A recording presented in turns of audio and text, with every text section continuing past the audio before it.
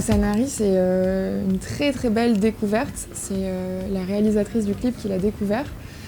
C'est vrai que moi je suis née à Martigues et du coup quand je l'ai appelée j'avais en tête l'idée de faire une sorte de mini comédie musicale, mais voilà, dans le sud de la France. C'était super important pour moi parce que c'est mon endroit préféré au monde, donc j'avais envie qu'on se déplace ici.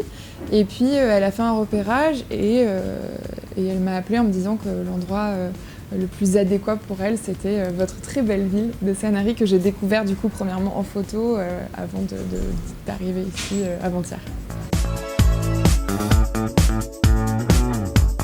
Je trouve l'inspiration dans la vie de tous les jours, dans la quotidienneté. J'ai pas besoin d'événements merveilleux pour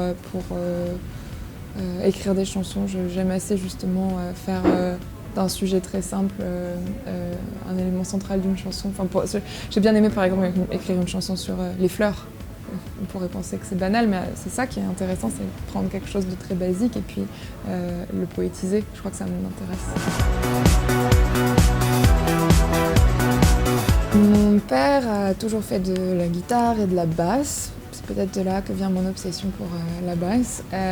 Et j'ai toujours chanté et j'ai acheté ma première guitare quand j'avais 11 ans et j'ai écrit mes premières chansons à 11 ans. Donc je m'y suis mise relativement tôt et j'ai toujours adoré ça.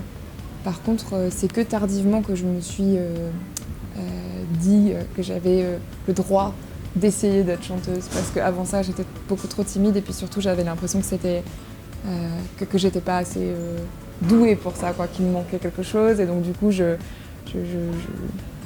essayé de faire des études d'histoire de l'art d'abord, j'ai un peu contourné le truc et puis un beau jour je me suis dit non mais en fait c'est irrésistible, je me dois d'essayer, voilà, et j'ai essayé.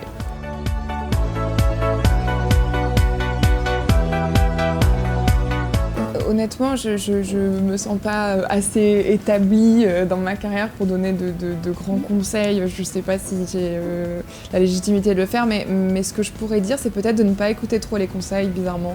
Enfin, de pas en tout cas en demander trop, et peut-être apprendre à se faire confiance. C'est encore un travail que je fais aujourd'hui, mais j'ai l'impression que ce qui fait la différence peut-être entre un artiste qui va y parvenir et un autre qui n'y arrivera pas, c'est vraiment le fait de se trouver et d'être fidèle à soi-même et de rester fidèle à soi-même. Je veux dire, dans une carrière, on peut parfois rencontrer des gens qui vont avoir tendance à vouloir nous changer, et je pense qu'il faut rester fort et être convaincu que ce qu'on fait, c'est ce qu'il faut qu'on fasse, et voilà, ne pas changer pour plaire.